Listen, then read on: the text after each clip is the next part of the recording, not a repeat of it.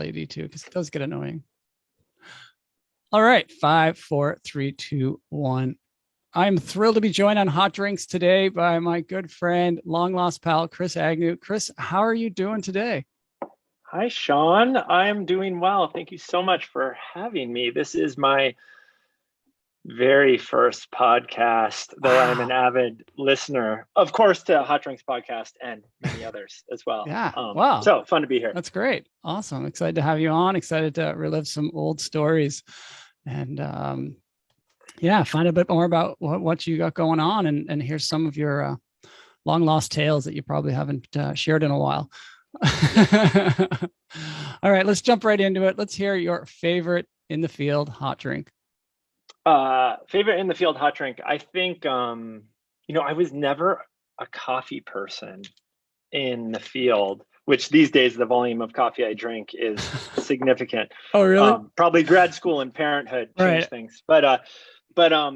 So not coffee. I think my ideal was a mix of the classics. I'd often do like peppermint tea before bed to bring to the tent. But the best was starting a morning off after having peppermint tea the previous night, cocoa in the morning. So you get like the mint of the tea with the cocoa. And it felt like a Christmas, like Starbucks Frappuccino drink or something. So you'd keep that tea bag in there. Yeah, exactly. Because you just like pop it in there and then forget about it in your sleeping bag at night and then good to go in the morning. Wow. You never had a tea bag explode on you after so much? Yeah, maybe like 1 out of 3 times. But they're just like peppermint tea leaves. So it's good for like flossing your teeth or something. There you go. Yeah. Yeah. Just siphon it through. Yep. Nice. Awesome. Yeah. I did that once. Someone was trying to get me to do it for quite a while on a course. And I was like, you're going to ruin the hot chocolate. That is good. You're just going to ruin the hot chocolate. And then I tried it and I was like, all right, you might be getting here. It's festive. Yeah.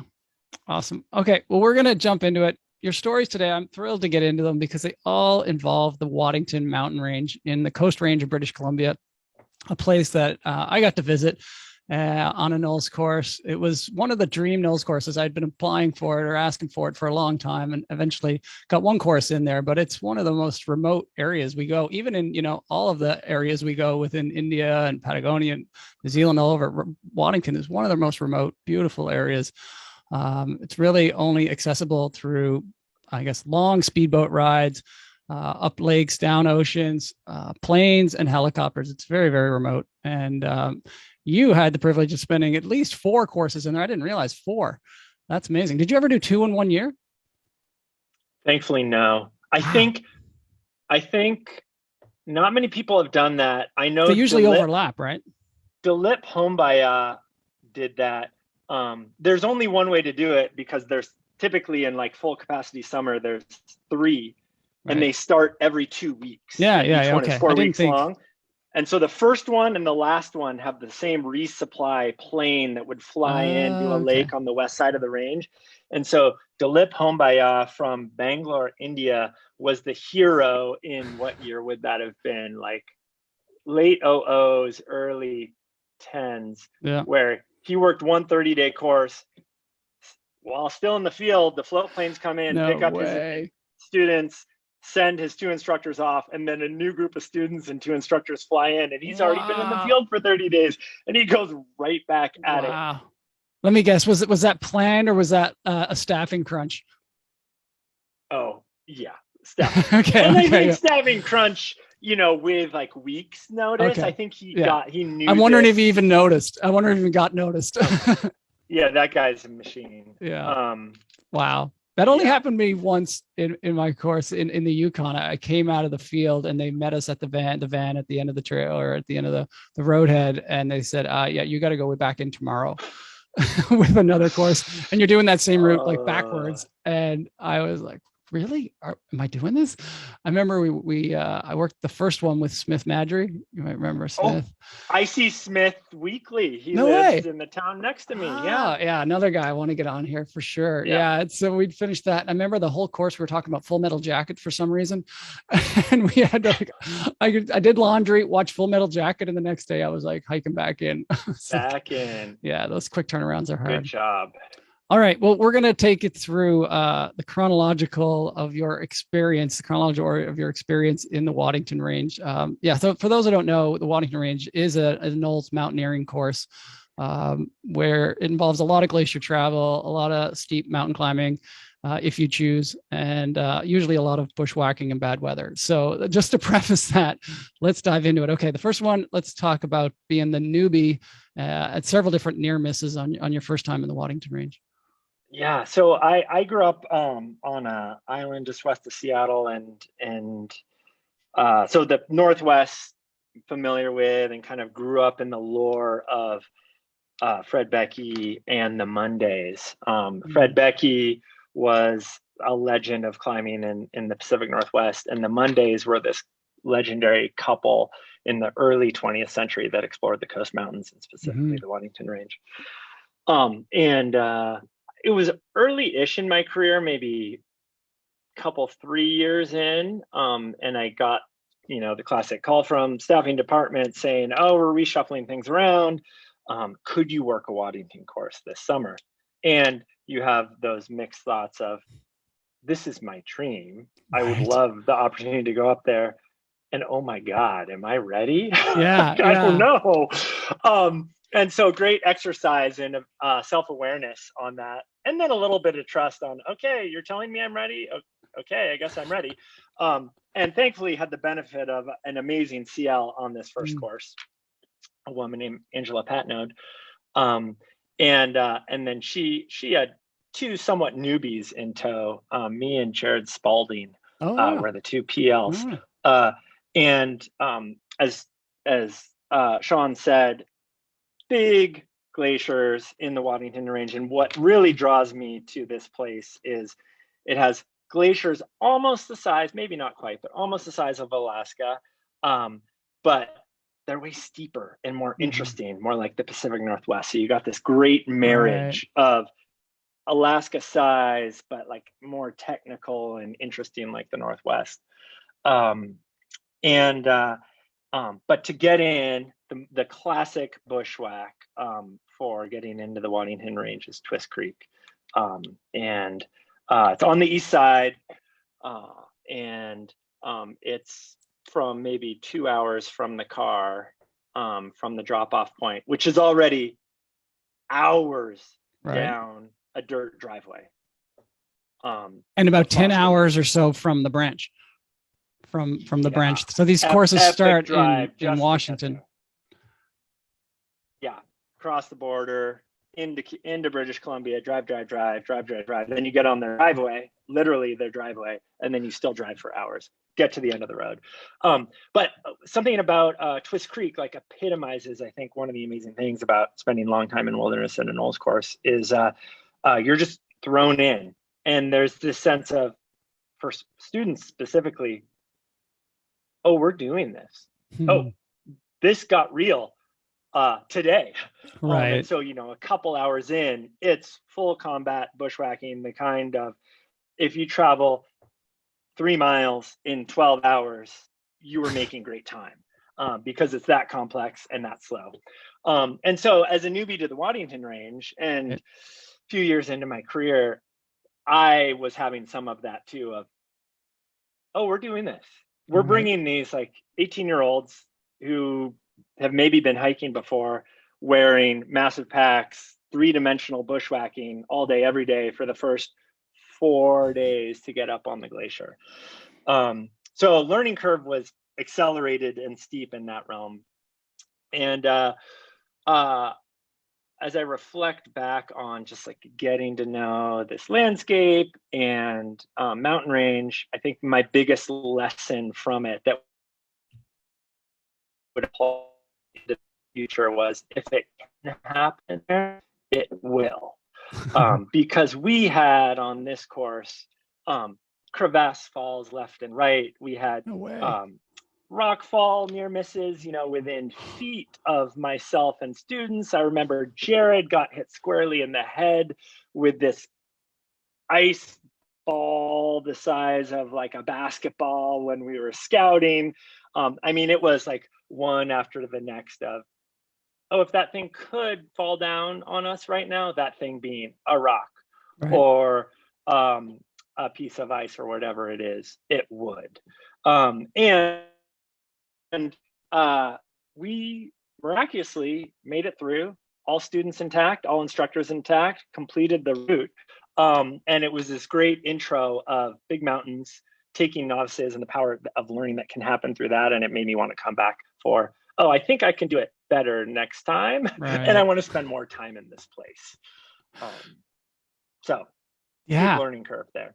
Yeah, it's interesting because I did one course there, and I preface that it is big mountaineering and glaciers, and you mentioned that too. But it is one of the most challenging NOLS courses to work in terms of like just overall skills and experience in terms of the steepness and the glacier travel and all of that. And I kind of came out of there of like, I'm glad I had that opportunity. I don't think I need to lead another one. I think I'm going to save that for a personal trip and a helicopter in. And I'm still waiting for the day. I've had several friends where we've talked about going on personal trips on the like more just east of Mount Waddington proper, which is where all the good rock climbing is. And Mike King, who resupplies all the courses, he's the helicopter pilot for White Saddle Air that you got to know too in your time up there, and do it in style on a personal trip where you fly in and out and avoid the bushwhack and climb some amazing granite. That is yet to happen. Maybe when my kids graduate high school, there you go. There you go. Trip. Well, it's good though. You ended on a positive note and excited to get back there and maybe do things a little differently. So let's learn about the second trip, or the second time back in there. You're titling The Active Follower. Yeah. So this was more like a sweet spot of, rather than accelerated learning, of like, bringing some competence to it, but then also expanding my skill set. So I went into it with knowing I was going to CL my first course later that summer. And so course lead being the one ultimately responsible for the course, not a Waddington course. It was going to be a North Cascades mountaineering course. And so this course went into it with another good CL, Paul Kubek, was CLing that. And then working with somebody else who has been on your podcast, but was in some stories, Andrea Blakey, who was on the Epic Denali course with Erica and Marco and company. So went into that, and I think on this course, it's a 31-day course. I think we had, I don't know, when all was said and done, 28 days of rain or measurable precipitation of some sort. I mean, it's first Waddington course of the season. It started mid-June. Classic Northwest. Summer doesn't start till after the 4th of July. So, it's going to rain at least the first 3 weeks. It rained basically the entire time. But it was the like course of contrast. You get resupplied in the first 10 days, after 10 days with helicopter, then somebody flies ahead 10 days to drop a cache. And then they fly ahead in an hour to where you're going to be in 10 days. Exactly. And you're doing the same route as the first year? Because there are a couple of routes. Same route. Exactly. So bushwhacking through Twist Creek, get up on the ice, cross some passes, get resupplied. It was the course of contrast. We either had endless fuel, where we would be like burning fuel just to burn it to make our packs lighter. Really? And then fully in like restriction mode of like crank it all down, like save fuel. And it was on 2 different rations, I hope. Yeah. Okay. On 2 different rations. But then also this was, arriving late to getting a resupply late. So we're running low on food and eating spice kit soup for a day or so, which is, you're out of food and you're just boiling water and mixing in curry and bouillon cubes for pseudo calories. But then going to have endless food. And I don't think this will ever happen. I can confidently say this will never happen to me in the backcountry again, but it was a blessing kind of when we were there. So it's cold, it's raining, it's been raining for, 3 weeks straight. At our cache, so this is the last 10 days of the course, the food's dropped there, you're stuck with whatever you have. Canvas bags, black plastic bags, metal containers that are carrying your fuel that you have to crush down and carry out. And that includes the food that's sent in too. So the NOLS branch is located in the US in Washington State. US uses pounds to measure. In Canada, which is where the cheese was bought, right, measures in kilograms. Because you can't take it over the border. Because you can't take it over the border. And so the rations assistant who brought up the resupply was given strict purchasing guidelines, at the grocery store in Canada. And she'd not realized or did a miscalculation of, she bought what should have been pounds in kilograms. Oh no. For the last ration period. And so it meant we had almost 2.5 times the amount of cheese that we should have had. And Crazy. So, and often in a resupply, at least in the Northwest, when often those are bought at Costco's or things like that, the cheese is sent in those 5-pound logs, that you could do like curls with. Yeah. And I remember vividly of like when we were at that resupply, when we were getting, pulling out the food, there would have been 15 people on that course, including instructors. And we pulled out 15 different 5-pound logs of cheese. Literally, everybody had their own 5-pound log for a 10-day ration. And I remember vividly being like, oh, this is an interesting way to pack my pack. I could like put the log of cheese along my spine in my pack as like this moldable cushion to, first day carrying your pack away from that, picking up your cache, where I think my pack was probably 100 pounds. But at least I had the 5-pound log of cheese that could like contour around the spine. That's nuts. Yeah, but so that was a good epic to have on that. Let me just take it back for a second. So with the fuel, why were you, I guess the second ration you were running out because your cache was your re-ration was a day late in that. But in the first, why did you have so much? Was that just a miscalculation as well? No, I think this was getting, it must have been, I remember the running joke. I don't remember the resource behind it, but the running joke, this was shortly after the US invaded Iraq. And so the like sick running joke was, we're like invading Iraq and we have so much fuel, we don't know what to do with it, that we're just like openly burning it. And like, it was like, this is horrible. Like, what world do we live in right now? Sure. But it must have been some miscalculation with the cache that we had like so much fuel and we had to carry it all out. And so then we ultimately were like burning it. I don't remember the details behind it. Yeah. But so the cheese, again, a good problem to have. Yeah. So did you end up getting through the cheese? Like, what was everybody excited? Because I could see this like total mixed emotions, like thrilled, but then like horrified that you're going to carry this. No, I mean, again, lots of fuel, lots of cheese when it's raining like 28 days out of 31. Right. Great problems to have. Right.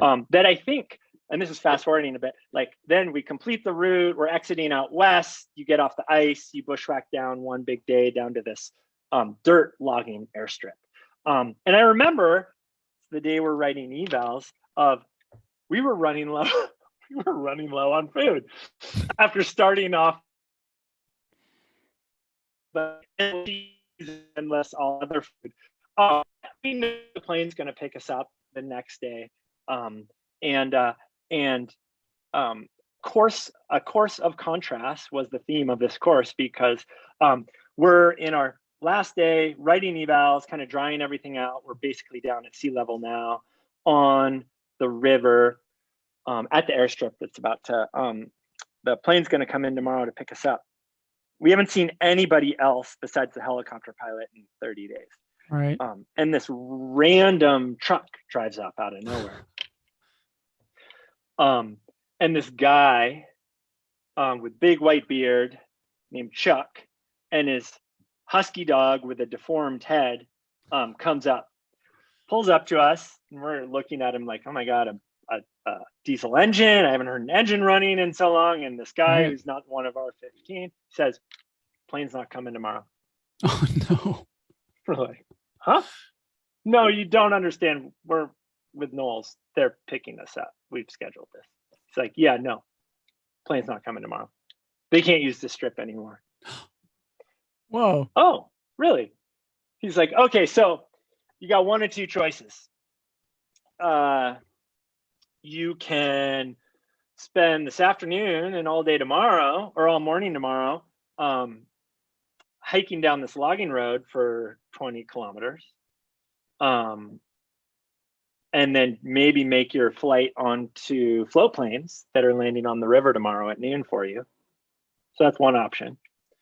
Or you can hop in the back of my truck and I'll run shuttle and I'll drive you all down. I'll give you a ride across the river and you can stay at my homestead for the night. Whoa. With my 10,000 gallon hot tub. No way. This is what he says. And yeah. And we're like, wait maybe 1 second and say, yeah, we'll take option 2. So this generous guy, Chuck, I think it was Chuck Birchhill or Chuck Berryhill, who runs Hamathco Camp, which supports like logging camps and things like that. He spends much of the rest of the afternoon running shuttle with his like old F-150 truck. Right. And shuttles the whole course down this 20-kilometer logging road, runs everybody across the big river on this tiny little rowboat. And then we arrive to his Hamathco camp, which is, you can only get there by float plane. It's on the west side of the Coast Range on this big river draining the west side of the Waddington. And it supports heli logging camps from there. And he has a bunch of single wide trailers with like each one has 5 private rooms in it. No way. So every student and instructor gets their own private room. Granted, they're very basic. Sure. But it's not raining in a tent. For a month, sleeping on the ice with lots of cheese for a month. And we stay there. We have full run of his massive garden with like each person got a huge like helmet size bowl of salad with endless raspberries. No. And then we cap it off with the entire course. That's crazy. Going into his 10,000 gallon hot tub, which I think that's the right volume. It was basically like probably 20 feet by 20 feet hot tub and maybe 10 or 15 feet deep. It was a hot tub that had a rope swing into it. 10 or 15 feet. Was this like was this run from a hot spring? Like, how's he doing this thing? Basically, he powers his whole place with a small little hydro generator for a nearby creek. Okay. And anybody who knows like a British Columbia creek, it would be called a raging river anywhere else in North America. And so this small hydro system creates so much power that he just needed a dump for the amount of power it creates. So the dump, because he could never use all the power that it creates, the dump is heating this massive body of water. So it's heated to like 102 degrees. It's a legit hot tub, yet massive in volume. So it was from like finishing this course exhausted, and actually while having tons of food, then running out of food, going from that to sleeping in a bed the final night with massive salads and a hot tub. We ended that course in prime style. Wow. It was I can't believe it. And then you took the float plane out to Port Hardy, I guess. Yeah. The following day we took the float plane out to Vancouver Island. And I'm spacing the name of Port Hardy, isn't it? Or Comox? No, it's north of Comox. It is Campbell River. Campbell River. That's right. Campbell River. because I did the Hermathka. So there's two routes we do in the Waddington Range, which is Waddington Mountain is one mountain, but the range is obviously several mountains. And the one I did was on the Hermathka side, so it was a little different route. But we took that's the floodplain we took in and started from there. But we started from there, but we certainly did not see this camp. He was not showing us the camp. Right. We got out of the plane and I think we might have got a shuttle up a dirt road for like a kilometer or two, and then we were bushwhacking on up. your own. Yeah. It's probably a good thing we didn't see that camp. Yeah. I think this is on the kind of southwest side of the range, and then the Hermathka ice field is just north of Waddington Mountain proper. I think it's south. Is it south? Yeah. Man, I'm storing that info in a totally different part of my brain these days, all right. I guess. Yeah. So, yes, no. Cool. Well, that's amazing. That's what, that's what these trips are all about. Like, you can't plan that, you could never in a million years have planned that. And, props to the logistics people at NOLS Pacific Northwest for pulling that off. Right. Exactly. It's like, these were, NOLS, even to this day, even carrying satellite phones prides it in its self-reliance. And so, no communication equals all as well. Right. And so they had no means to communicate with us except getting a hold of this random guy named Chuck at Hermathka camp and sending him up to hunt us down. Did you find out why that airstrip wasn't in use anymore? Was it damaged It was just overgrown. It was one of those. It was originally put in to support logging operations in the lowlands, and they let it get shoulder high with fireweed. Okay. So that was probably an okay thing that they didn't land there. Oh, certainly. Yeah. When we first arrived, we were scratching our heads on, a plane can land here? Well, I'm not a pilot, so I guess so. Right. Wow. That's pretty neat. I love that. The students, what a happy ending. You probably did like debrief and evals in the hot tub. Right. I know. Like, if every course could end that way, from start hard, finish easy, all is well. Yeah. Wow. All right, let's move it right along to the next year. This one's called the Epic, and if all those stories are not called the Epic, and this one is, I want to dive into this one. Parachutes, helicopters, first ascents, man. Yeah, so this was amazing. This is like, in progression of, I worked a lot of places for NOLS, but Waddington was special both because of the geography and you spend that much time in a place, you can push things in. You can push the envelope in more aware ways, and you just feel a connection. Yeah, your comfort zone goes up every time. Exactly. And so this is where I felt like everything was starting to click. So I'd been, I had not been working for NOLS for a bit. I'd been in grad school the previous year. And then I was coming off living in Delhi, India, for the previous 6 months. So like very different context. I lived in the city in Delhi. Really? What were you doing there?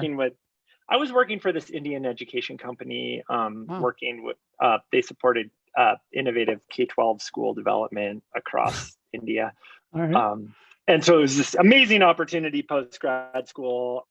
So awesome to live in Delhi, something I wouldn't give up, and glad I don't live in Delhi proper anymore.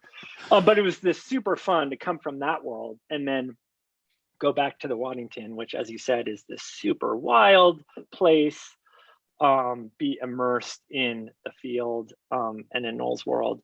And again, was blessed with this really strong instructor team.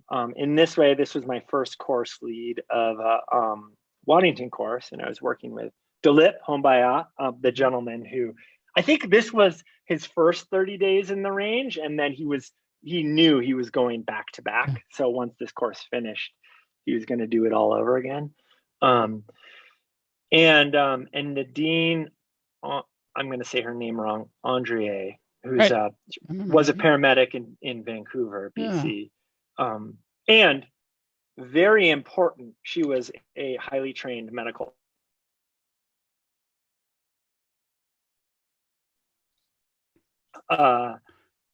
Again, like I started with this first Waddington course. You just cut out there. Can you just repeat what you said? You said Nadine, and she was a very high trained, and then you cut out. So you just start off. So Nadine was I don't know if she still is, was a paramedic in Vancouver, BC, and thankfully she was a very highly trained medical professional, because we needed that, because I found some of the best NOLS courses are when they start off real, with real terrain, real evacuation, real weather, where everybody looks around and is like, oh yeah, we're really doing this. And it enforces like, oh, we got to be all in and give this everything we have. So in this course, we were doing, in many ways, the route in reverse. We were starting on the west side of the range, hiking up logging roads on day one. You're flown in on a float plane, land on a lake, and then hike up logging roads, then bushwhack, then onto the ice, the glaciers. And we had a student who himself was an EMT. He would have been probably 20 years old. And there was a ton of pollen, fireweed in the air while we were bushwhacking up. And he was an asthmatic, and started having some respiratory distress on morning of day 2 as we're hiking up this overgrown logging road, and is using his inhaler, and it's not doing much. And then starts deteriorating, and it's having a harder and harder time breathing. And Nadine is taking over hands-on patient care. And as I remember it, at one point she says, I've lost his airway, as in what? He's not breathing on his own. Hold on, just back up for a second. So you're bushwhacking, he's gasping a little bit. Do you say, okay, we got to camp right now, or let's take some weight, or, what's the progression? So you went from bushwhacking to like, now airway real quick. It accelerated super quickly. Yeah. So it was like, we're a kilometer hiking into day 1 from camp. And again, it's an overgrown logging road. It's steep. We're in it quickly. And he's having a hard time breathing. Okay. And then he pulls out his inhaler and is using that. And it's not resolving, and is having a harder time. And then in the span of, as I remember it, 30 minutes. Okay. We're just like, oh, it's 9:30 in the morning. We can manage this. Let's take a break, calm down, use your inhaler. And instead of him using the inhaler and things improving, he's using his inhaler and he's having a harder and harder time. Okay. Wow. Breathing. And then as we're starting to determine, Nadine is hands-on patient care, and we're realizing this isn't going well. So this is just on the side of the trail. You're not in a tent or nothing. No. And the weather's fine. It's dry. It's high overcast. And Dilip and I are very quickly saying, this is out of our hands. We need to think about how to get him out, or more highly trained people in. Yeah. And while we're on a logging road, it's still super steep terrain. This road is kind of blasted into a hillside. So there's a small cliff on one side, really steep in all realms, second generation forest. So not fully mature forest, but lots of growth all over. Right. And you flew in to start, so it's not like going back to the roadhead. It's like exactly. You're starting at almost the most remote part. And this we're a kilometer away from the lake, so we can't take him back there because he's not going anywhere. Nadine is hands-on saying, I've lost his airway. Wow. And so she's manually, there's no mouth to mouth going on, but she's manually keeping his airway open. Tilting his head back. And then he would come to, and then hyperventilate, and then pass out, lose his airway, and that would cycle through again and again. And so at some point in there, early on, sat phone's coming out, and we're calling for backup. And I'd say, thankfully, we were in British Columbia at that time, which there, in my experience, has this well-connected, regardless on if you're on Crown land or national park or private land, the cavalry can come in efficiently. instead of this patchwork in the US of, you're in national park land, they'll do this versus Forest Service and it's private or local search and rescue. So we get patched through to search and rescue on Vancouver Island. And they put a fixed wing in the air very quickly. And then a helicopter as well, but the helicopter can't travel as fast because they know we're dealing with life and death situation, loss of airway. So within, I don't know, it seemed fast, less than 30 minutes. What? There's a very large military plane flying over us. It was amazing. It was amazing. Wow. Very large military plane. I don't know my military planes, but like 2-prop, large, like hauling equipment style, flying overhead, and 2 people jump out of the back of the airplane with parachutes, and come flying down. And they're coming to help us, but there's no landing spot for them. This is, like I said, it's second growth forest on crazy steep terrain all around us. What were you thinking? So, you're like trying to watch the guys on Airway, but you're like having a show here of these.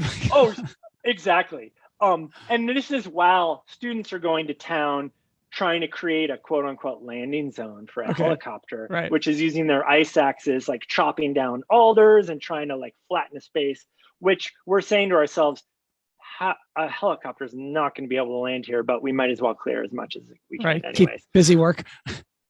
Good busy work, yes. So one of these airborne paramedics effectively lands maybe within 100 meters of us, with a rebel yell as he like shoots the gap between 2 mature trees with his parachute and like nails a landing on the overgrown logging road. Wow. And then struts up and then starts supporting Nadine, who's also a paramedic, in caring for the patient. Your jaws like at your knees at this point, like just in awe. Yeah, it's amazing. And students, this is before anybody had phones or anything like that, but photos. We at this point, thankfully, we're not worried about students dying. We've gotten into this habit of hyperventilation, passing out, losing airway, manually opening airway, then him coming to, which I've since learned is, I'm not a medical professional, but is something related to hyperventilation syndrome. Is serious, but not life-threatening. The second medic crash lands a long ways away. And probably 30 minutes later, comes up limping, blood coming out of his nose. Oh, no. And this is in like grizzly bear terrain too. He's just bushwhacked with a parachute like a kilometer to get to us to take care of this patient. Just deepest respect for these. This is day 2 of your course. The day 2 of the course, and students are mouths agape. And then by the time he arrives, the helicopter is just arriving. So the reason why they sent the fixed wing, because it can travel through the air faster, to parachute these 2 guys in to take care of the patient immediately, while the helicopter, who moves through the air more slowly but can hover overhead, and they can short haul the 2 paramedics and the student out from the site. So now 2 paramedics are there. They're prepping the student to get hauled out. So what did they do for him? Is there anything they did in the field? Is there some medication they gave him? Or a classic example of like good patient care, as in make patient comfortable, make patient calm. And our working hypothesis later on was that the student was an EMT and he had asthma. And so why he got so bad was he had asthma from the pollen in the air, and his inhaler wasn't really, and he was recognizing that, I'm really remote, things could get bad. And so it quickly morphed from an asthmatic response to kind of like a panic attack. And so once he was calmed and soothed and in the care of oxygen and medical professionals, Okay. Yeah. then all was good. Wow. So to speed up the story, helicopter comes in, they haul him out. They lower down a Student- litter or a Yep, harness exactly. or okay. And they're hovering, I don't know, 50 feet above as we're watching the rotors, I swear, less than 5 feet within the like cliff that it's hovering next to. Right. Hovering, haul the student, haul the 2 paramedics out, helicopter flies away, and we're left with total silence, staring at each other of, okay, we've got 29 more days in the Waddington Range. Let's go. Which, Wow. in hindsight, because we know the student was fine, healthy, was the most amazing way to start the course off, because again, everybody knew that decisions had real consequences. Right. And we were all in. And so from that point on, it was one of the most amazing courses that I worked as far as what we could accomplish. Weather was our best friend.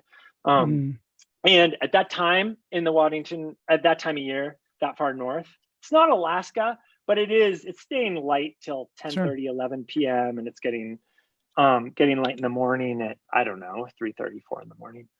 And so I'll fast forward to one of the most fun routes I ever climbed with students on a NOLS course.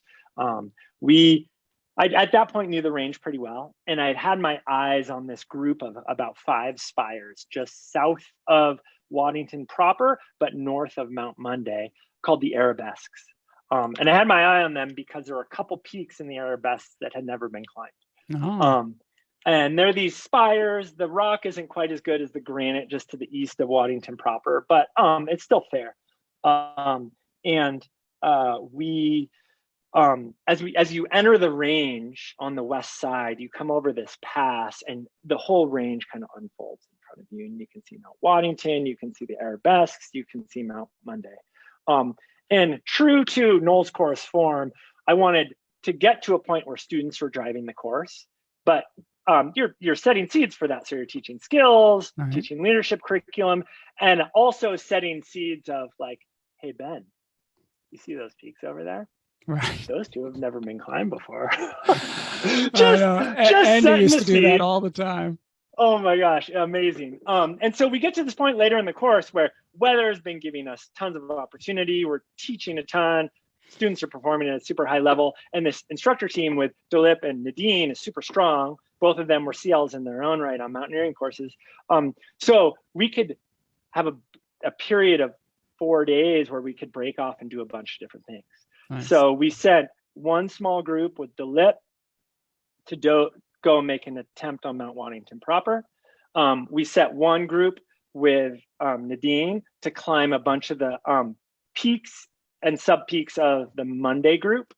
And then I took 3 students to try and put up a route on the most southern Arabesque.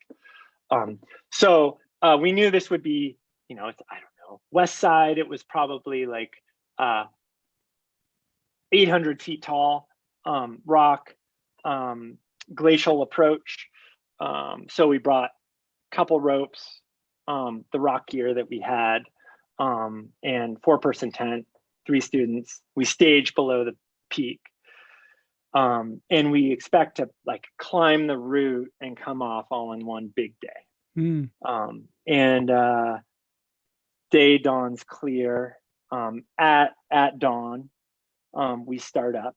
And so maybe, I don't know, an hour approach on glacier, get to the base of the route.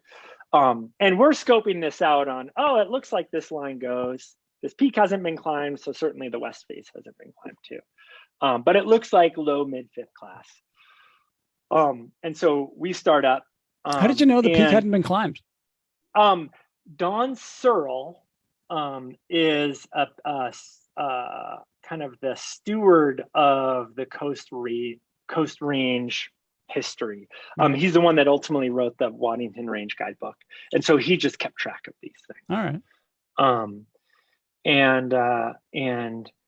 So we start up on the climb. I'm leading each pitch because we hadn't taught leading to students. It's not a rock camp, but they know how to belay. That's good. And it's like low. Yes, that's very good. It's low, maybe mid fifth class. Pretty good rock, not super steep. First two pitches go really well, and weather starts coming in to some degree. High overcast, no precipitation. But it's causing us to like want to pick up the pace a little bit. But it looks like the angle's easing off. To maybe we're going to start getting into fourth class, even third class terrain. So start up pitch 3, and I'm climbing up, and maybe 2/3 of the way up the pitch. I'm climbing with novices by definition. They're on a NOLS course, and so I'm placing protection to protect myself leading, but also as like landmarks to tell them go here, go there. As kind of a connect the dots. Right. And I have this vivid memory of, oh, this is super easy terrain, but I should place a piece here so they follow the right route, so they don't get into harder terrain. Climbers right or climbers left. And I vividly remember placing this pink tricam, which is a pretty famous climbing piece. It's pretty old school, but it's very bomber. But it's quite small. I place that piece as a marker for them to follow. And then I climb above it a bit.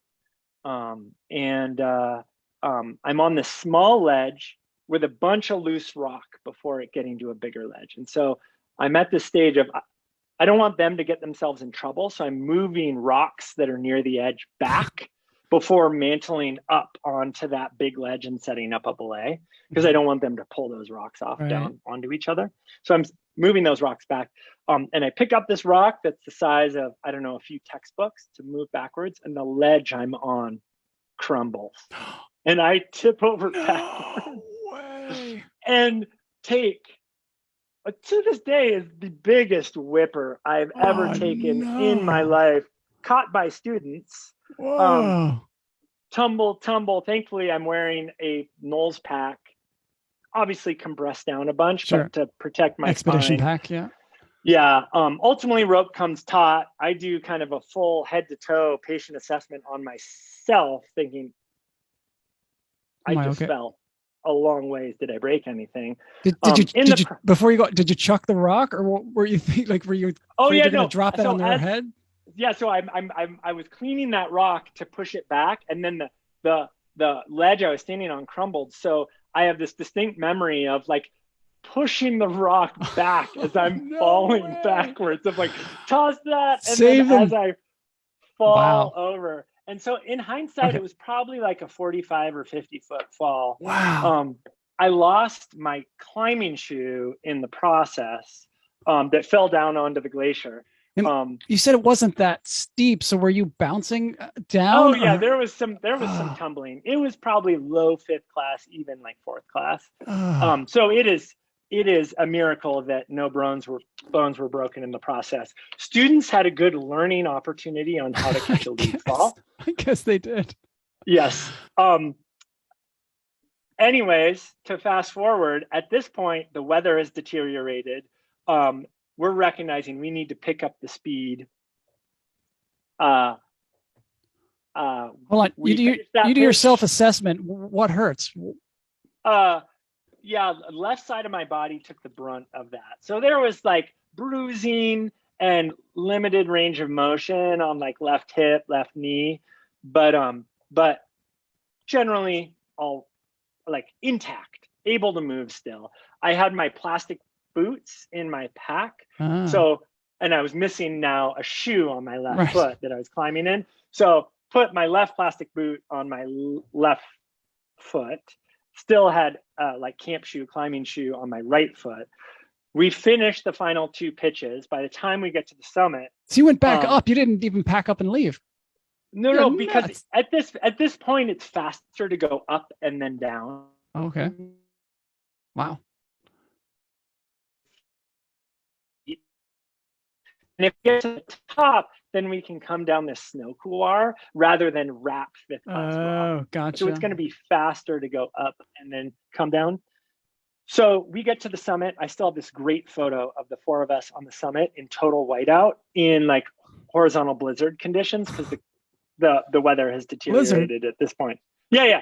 So the weather has gotten increasingly worse at this point, but we're in the clear, right? Now we're off of the rock onto snow. We can descend this couloir just to the north back to camp. Okay, just a second. I just got to go back to the whipper for 1 second. Like, what was the students like? They've obviously never experienced catching a whipper, another person falling. You know, this is our instructor. Like, right? Are they like just shaking in their boots at this point, or what are they? Well, a couple different things. I positioned their belay underneath this little overhang to make sure that they would be protected from loose rock. Okay. So they actually didn't have a visual on. And you didn't go past them, hopefully. And I didn't go past them. Okay. Okay. So they just knew I got that a lot pulled closer tight. to them. And the one beauty of taking a massive fall with a ton of rope out is it's actually kind of a soft catch because so much rope is out that it can stretch a ton, right? Instead of like you catch a fall when somebody falls like a foot and the rope is taut, that's like more jarring. Okay. So I think they actually had a pretty soft catch, although they were certainly screaming my name of like, oh my God, what happened? What's wrong? I'm just picturing them saying like, wow, I just saw that our instructor's dead, and you get up, dust yourself off, and you're like, all right, let's go to the summit. And then just being like, who is this guy? All right, so they didn't see you. So you get to the top. They didn't see it. So it's like, oh yeah, fastest way is to go up and over rather than wrap back down. We made it to the top. Then we're descending. And one of the students up until this point who was super keen learner in wanting to like be a mountaineer, so psyched to be on a NOLS course, a guy named Ben, who ultimately became an instructor and then worked for me at NOLS Pacific Northwest years later. And then just left NOLS this summer. He was working for NOLS professional training and NOLS wilderness medicine, who was a student on this course. And then at this point, he was going to lead us down the couloir, as I remember right. He led us down the couloir successfully until the bottom where we had to navigate around some bergschrunds.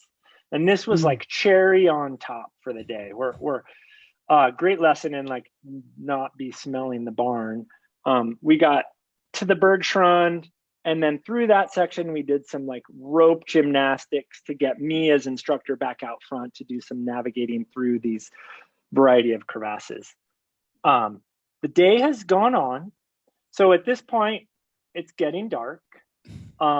It's still snowing pretty hard. And we are navigating these bergschrunds until I hear this scream and rope comes taut. And Ben has taken a fall into the bergschrund, probably like 10 feet down. Again, another learning of, he told me this story endlessly in the years since we've known him of like, oh, and I will never forget to like not be smelling the barn at the end of a climbing day. He's like, I was taking it casually. The rope looped around my foot and I like casually tried to unhook it with my ice axe, got tangled up in the rope and into the bergschrund. So Ben self-rescues with his Prussics to ascend the line out of the bergschrund. It's snowing. Now it's fully dark. And we're out wandering the ice field to try and make it back to camp. And I will still remember this evening so well, though, of we're kind of battening down on, okay, we've got a bearing, compass bearing. We're going to try and find our way to our camp.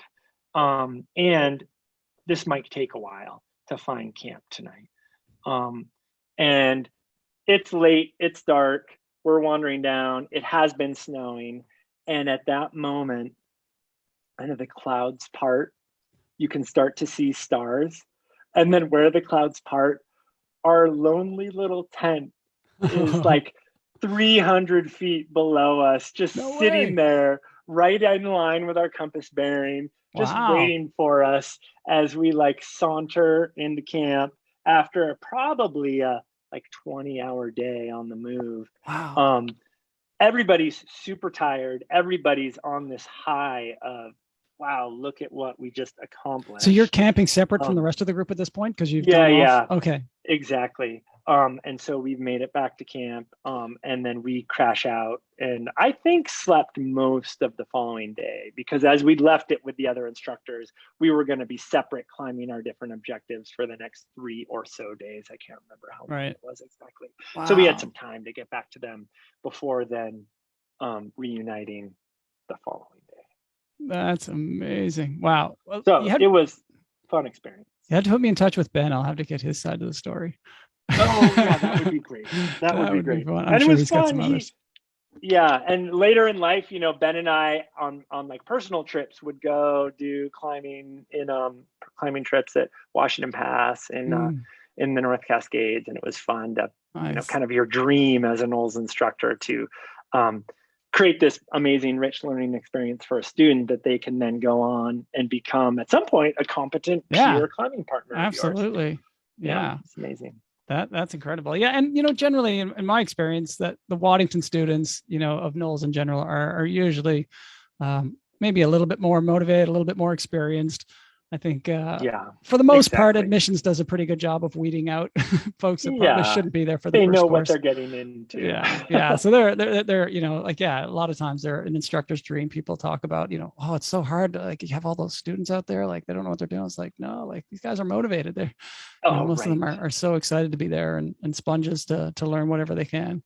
Yeah. Well, it's a great lesson for life, really, in one of the best superpowers I think anybody can have in work or personal life is a hunger for learning. You don't have to be the best at it, but if you're really motivated to learn and learn quickly, it is amazing what you can accomplish.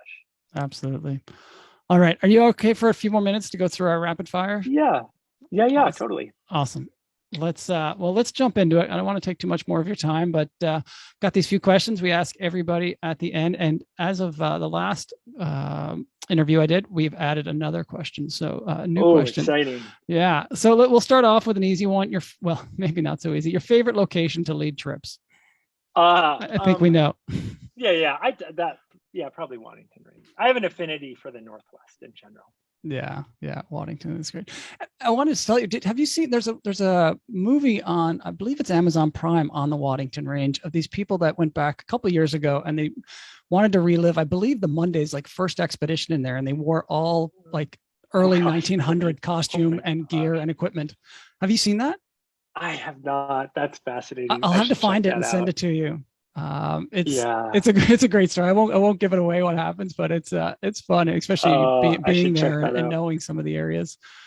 Right. Okay. The Waddington Range. Awesome. And for folks who don't know, like, it's about 100 miles or so kind of due north of Whistler, but very hard place to get to. Yeah. Okay. Favorite piece of gear that went on a lot of your expeditions with you, or one piece of equipment that you particularly loved?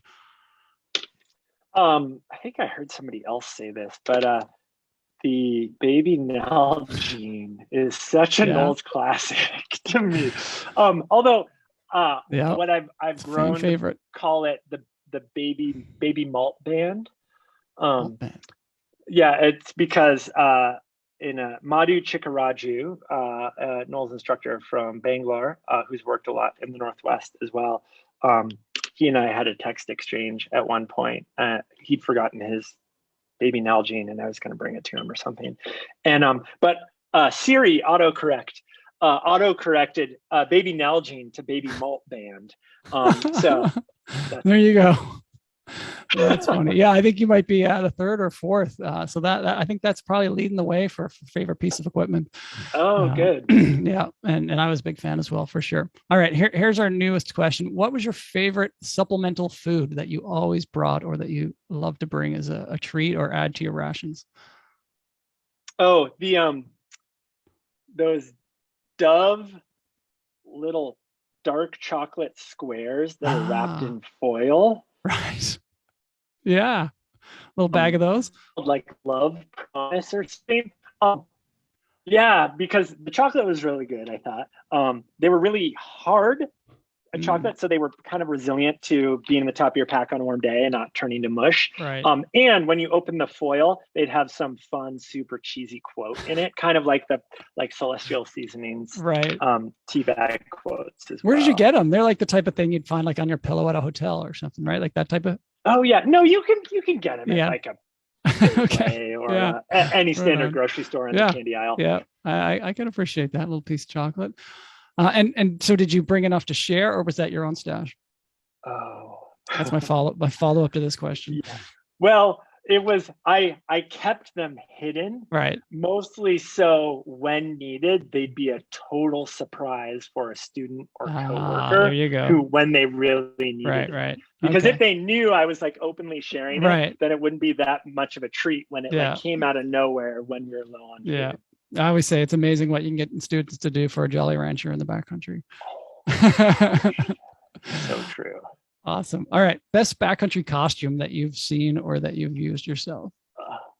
I was so psyched to hear Erica Lorenzen's answer because this is one way I've felt like, am I truly a NOLS person? Because I was never really a costume person. And everybody else has these like great costumes. And Southwest Branch is so known for costumes, which is why that Halloween story of John Abel and Andy Blair and Betsy and Gary stands out. But I was never really a costume person. So I was psyched to hear Erica say, I'm not really a costume person. That's okay. That's okay. You're doing first ascents in the Waddington Range. We'll give it to you. No one's doing that from NOLS. All right. What did you or do you like most about working in outdoor education? So many different things. But one thing that I think this will be a life mission of mine for probably the rest of my career, is that immediacy of learning in real life with real consequences that is so hard to replicate. Right. Outside of a remote, wild place. I feel like a lot of my work outside of outdoor education has been trying to bring that impact of learning in real life with real consequences to learning more, say, academic or professionally oriented skill sets, which can be done. It's not as easy.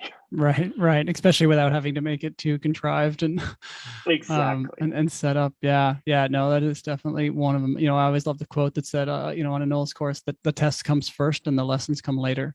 And, I actually never heard that. Oh yeah, quote, but so true. Yeah, and it goes along with that. You're ready for a NOLS course after you finish a NOLS course. Yeah, no, I totally agree with that.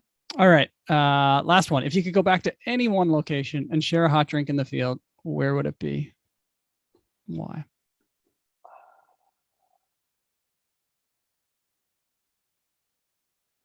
Could go a lot of different places with that.